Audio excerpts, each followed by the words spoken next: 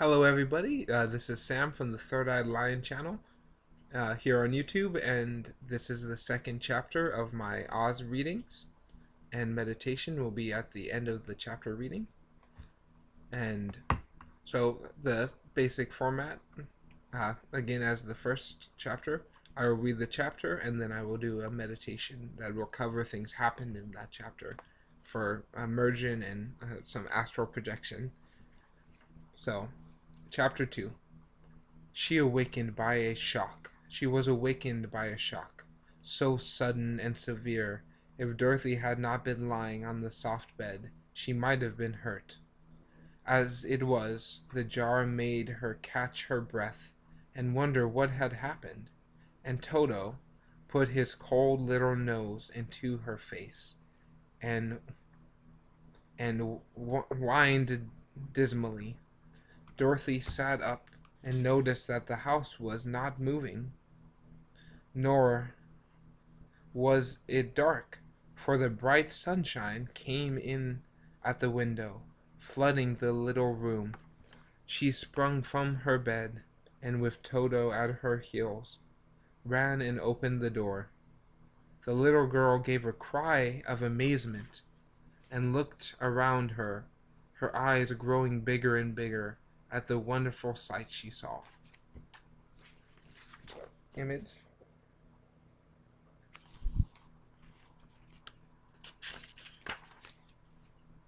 The cyclone had sent the house down, very gently for a cyclone, in the midst of a country of marvelous beauty.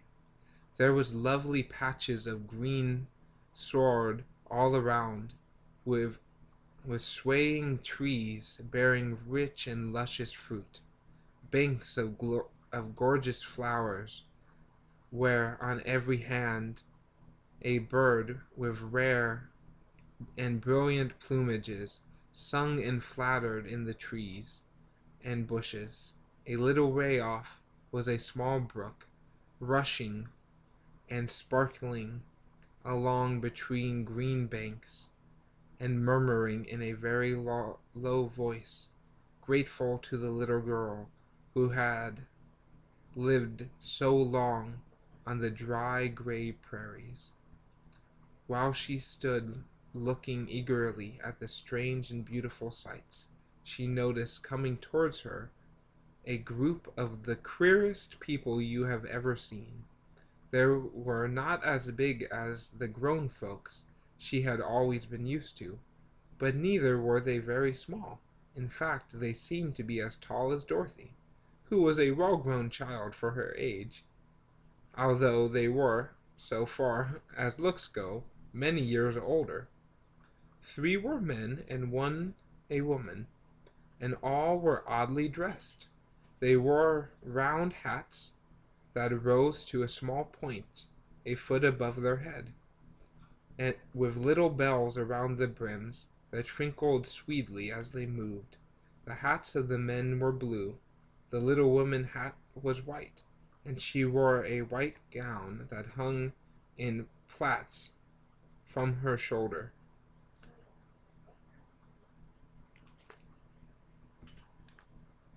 Over it was sparkled little ears, little stars that glistened in the sun like diamonds. The men were dressed in blue of the same shade as their hat, and wore well polished boots with a deep roll of blue at the tops. The men, Dorothy thought, were about as old as Uncle Henry, for 2 of them had beards. But the little woman was doubtlessly much older. Her face was covered with wrinkles, her hair was nearly white, and she walked rather stiffly. There's the picture.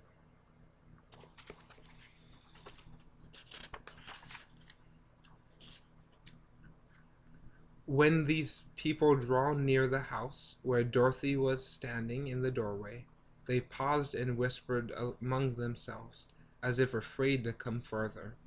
But the little old woman walked up to Dorothy, made a low bow, and said in a sweet voice, "You are welcome, most noble sorceress, to the land of the Munchkins. We are so grateful to you for having killed the wicked witch of the East, for setting our people free from bondage." Dorothy listened to this speech with wonder. What could the little woman possibly mean by calling her a sorceress and saying she had killed the wicked witch of the East? Dorothy was an innocent, harmless little girl who had been carried by a cyclone many miles from home, and she had never killed anything all her life. But the little woman eventually expected her to answer. So Dorothy said with hesitation, "You are very kind, but there must be some mistake. I haven't killed anything." Here's a picture of the Munchkins.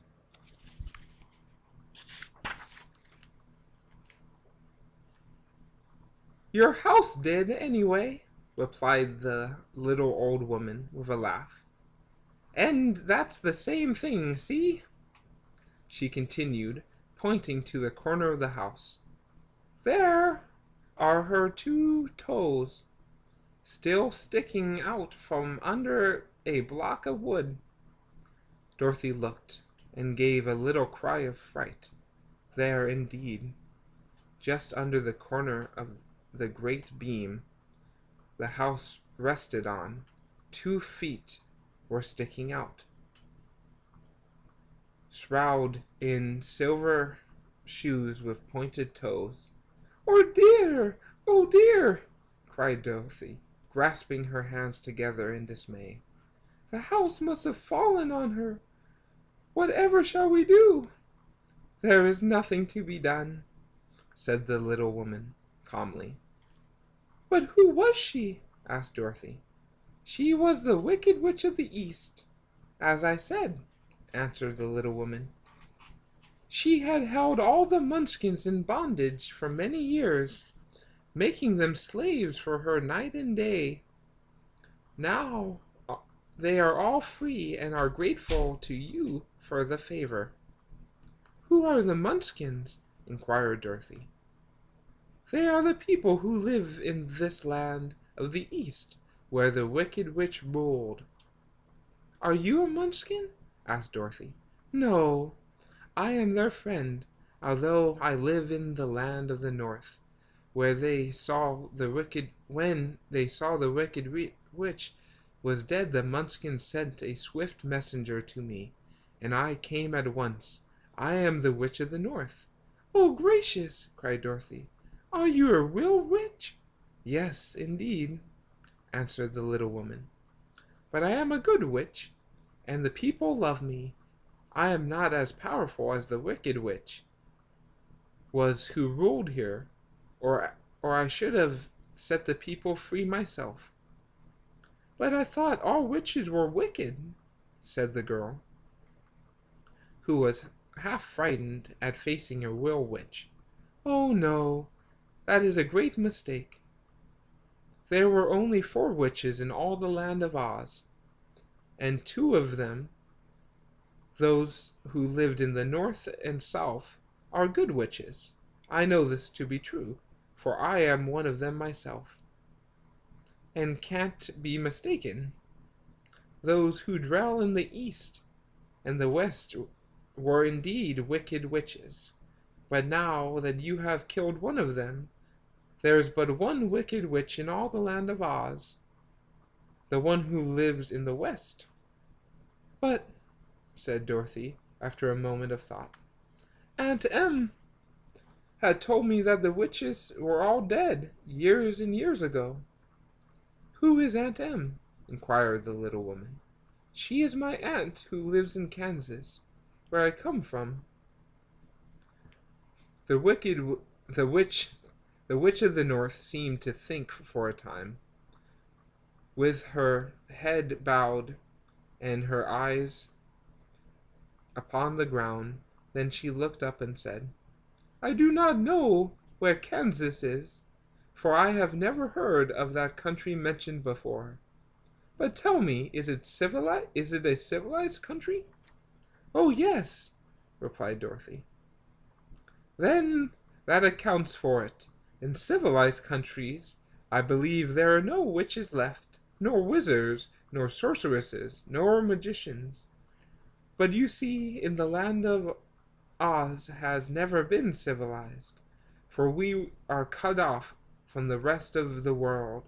Therefore, we still have witches and wizards amongst us." "Who are the wizards?" asked Dorothy. "Oz himself is the great wizard," answered the witch, sinking her voice to a whisper. "He is more powerful than all of the rest of us together. He lives in the City of Emeralds." Dorothy was going to ask another question, but then the Munchkins, who had been standing silently by, gave a loud shout and pointed to the corner of the house where the wicked witch had been lying. "What is it?" asked the little old woman, and looked up and began to laugh. The feet of the dead witch had disappeared entirely, and nothing was left but the silver shoes. "She was so old," explained the witch of the North, "that she dried up quickly in the sun. That is the end of her. But the silver shoes are yours, and you shall have them to wear." She reached down and picked up the shoes, and after shaking the dust out of them, handed them to Dorothy. "The Witch of the East was proud of those silver shoes," said one of the Munchkins. "And there is some charm connected to them, but what it is we never known." Dorothy carried the shoes into the house and placed them on the table. Then she came out again to the Munchkins and said, "I am anxious to get back to my aunt and uncle, for I am sure they will worry about me. Can you help me find my way?" The Munchkins and the witch first looked at one another and then at Dorothy, and then shook their heads.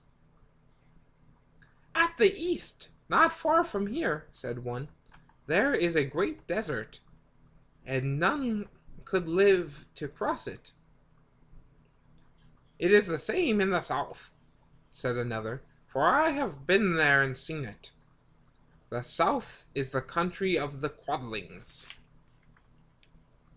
"I am told," said the third man, "that is the same in the west, and that country where the Winkies live is ruled by the wicked witch of the west, who would make you her slave if you passed her way." "The north is my home," said the old lady, "and at its edge is the same great desert that surrounds this land of Oz. I'm afraid, my dear, you will have to live with us." Dorothy began to sob at this, for she had felt lonely among these strange people. Her tears seemed to grieve the kind-hearted Munchkins, for they immediately took out their handkerchiefs and began to weep also. As for the little old woman, she shook off her cap and balanced the point at one end of her nose,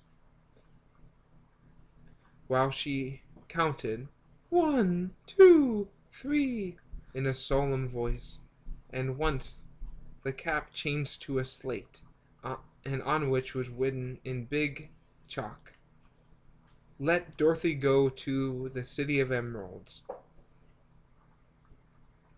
The little old woman took the slate from her nose, and having read the words on it, asked, "Is your name Dorothy, my dear?" "Yes," answered the child, looking up, drying her tears. "Then you must go to the City of Emeralds. Perhaps Oz will help you." "Where is this city?" asked Dorothy. It is exactly in the center of the country and is ruled by Oz, the great wizard I told you of." "Is he a good man?" inquired the girl anxiously. "He is a good wizard. Whether he is a man or not I can't tell, for I have never seen him." "How do I get there?" asked Dorothy. "You must walk. It is a long journey through a country that is sometimes pleasant and sometimes dark and terrible. However, I will use all the magic arts I know of to keep you from harm." "Won't you go with me?" pleaded the girl, who had begun to look upon this little old woman as her only friend. "No, I cannot do that," she replied. "But I will give you my kiss, and no one will dare injure a person who had been kissed by the Witch of the North." She came close to Dorothy and kissed her gently on the forehead.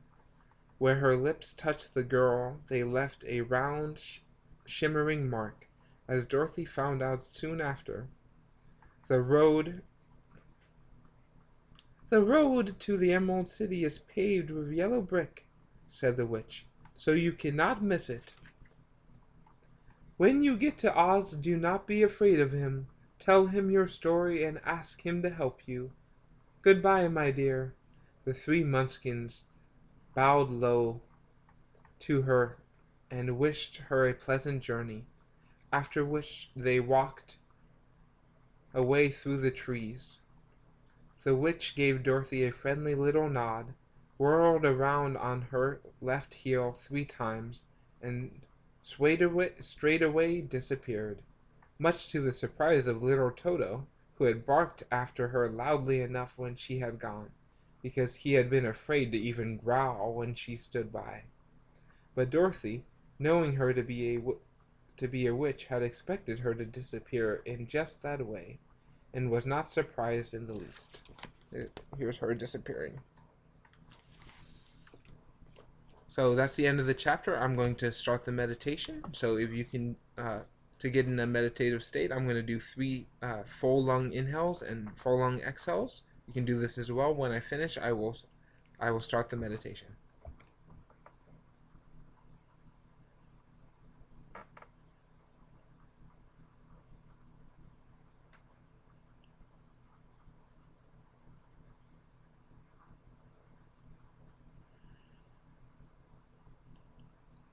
You are resting in this house, flying through the air as the tornado has ended. It lands with a sudden jolt. You are protected by the soft bed that you are laying on.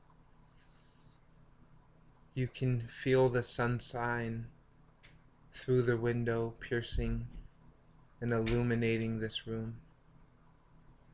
Outside you can hear the chirping, the pleasant song of these unique birds, each with marvelous feathers, plumages different from each other. As you step outside, you see banks of gorgeous flowers, beautiful trees, with even more birds singing their quaint and pleasant song. You can hear the bubbling brook from a distance, the flow of the water, total different contrast from the gray Kansas prairie.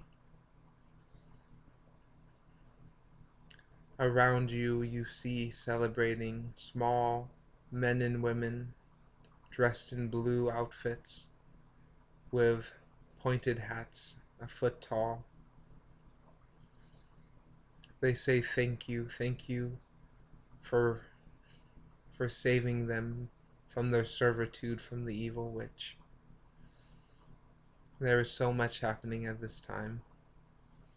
Many of these little Munchkins are celebrating, singing, joyous for you in ridding yourself of those past beliefs, of those ideas that no longer serve.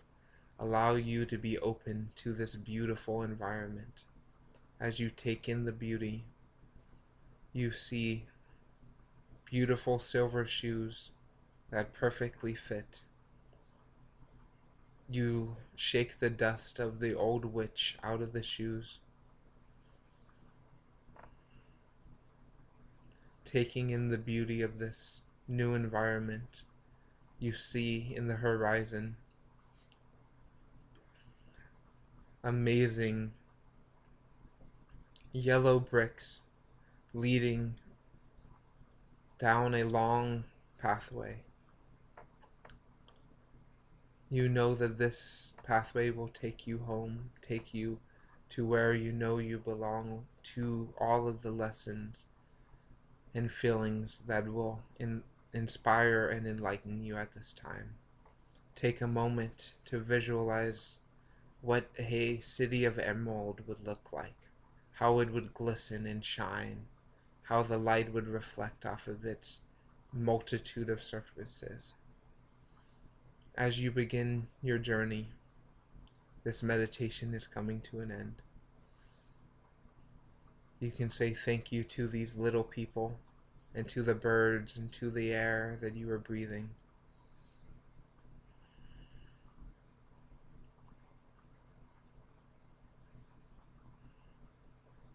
The end of this meditation. Thank you very much for being part of this with me, and I hope you have a beautiful and expansive day.